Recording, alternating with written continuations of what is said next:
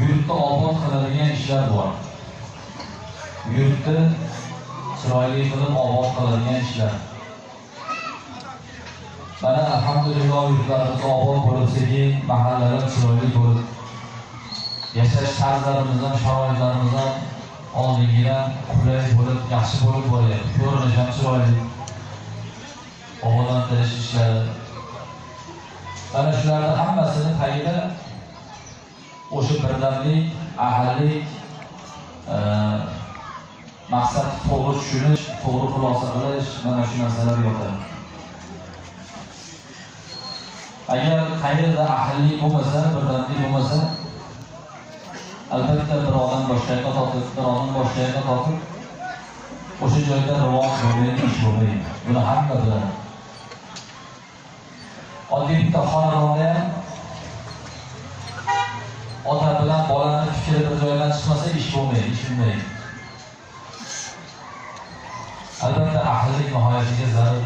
Oshna og'aynilar kechirilgan, mahalla ko'y katta kichik hammasini orasida shu ahillik bo'lishi kerak bo'ladi. Endi shu ahillikni chiroyli qilib, ahillikni ziyoda qiladigan ishlar bor. Bitta kichkina ko'rinishi musulmon odamlar bir-biriga salom berishlik. Assalomu alaykum deb, va alaykum assalom deb salom berishlik. Hol-ahvol so'rash. Mana shu narsa nihoyatiga odamlarni bir-biriga ahil qiladi.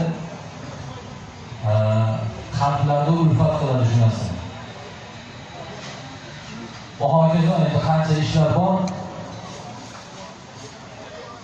Odamzod albatta boshqa odamni hurmat qilishligini bilish kerak. Eng avvalo mana yoshlar ko'p o'tiribmiz. Ko'pchiligimizni ota-onamiz tirikdir. Aka-ukamiz tirikdir. Ba'zilarimiz opa-opalarimiz, ninalarimiz bor. Mana shu kattalarni hurmatiga nihoyatda chiroyli bo'lish kerak.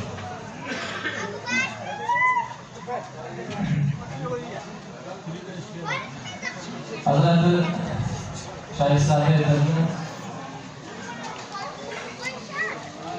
ajoyib gap gapirgan ko'p joyda aytib beraman shu gapni. Chayanda aytganlarda chayanda. Chayanda bir hasharot bor.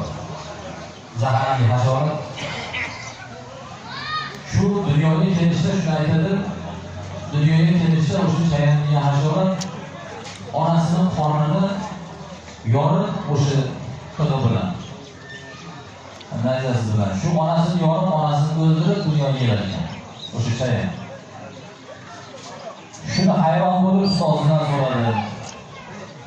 Qarang, shundan bo'lib bitta chayan o'lib ketaverib, onasini o'ldirib, men o'ldirib ketaverdim. Shundan bo'lib hayron bo'ladim desa, o'sha ham bir mahalla onasini o'ldirgan-da degan ekan-da. O'shanda mana farzand tarbiya qilib uni o'stirib, shunaqa bilan yashab shunaqa qilamiz. O'shinga yarasha bolalarimizdan chiroyli bo'lsin ekan. Ota-onani yaxshi biladigan, ota-onani yaxshi hurmat qiladigan bo'lsin ekan.